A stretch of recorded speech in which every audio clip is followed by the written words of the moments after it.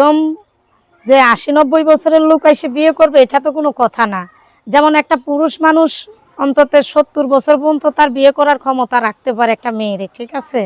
হয়তো আমি সেই ধরনেরই কোনো লোক হইলে ৫০ হোক ৬০ হোক তাতেও আমার কোনো সমস্যা হবে না। আমি যদি ৫ জিনিসে ভালো থাকতে পারি, হয়তো এক জিনিসে না হলে আমি একটু কম নিয়েই ভালো থাকলাম।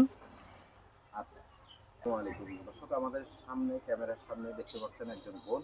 তো আসলে এই বোনটি কেন ক্যামেরার সামনে আসছে সেই কথাগুলোই আজ আমরা তুলে ধরবো আপনাদের সামনে। আপু, আসসালামু আলাইকুম। ওয়ালাইকুম আসসালাম। কেমন আছেন? আলহামদুলিল্লাহ ভালো আছি। ভালো আছেন? জি আপনার ভালো নাম আছি। ঠিকানা যদি একটু বলতেন। আমার নাম সুমি। আমার দেশ, সুমি, জি, আমার দেশের বাড়ি শরীয়তপুর। শরীয়ত। জি। তো আসলে এই যে ক্যামেরার সামনে আসার মূল উদ্দেশ্যটা কি?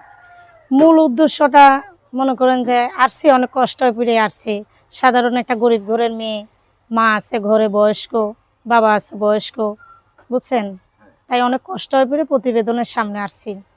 আচ্ছা, তো আসলে আপনার ভাই বোন কয়জন? ভাই বোন কেউ নাই, আমি একাই। একা। জি। আচ্ছা, তো বাবা অসুস্থ বললেন, মা কি হয়েছে?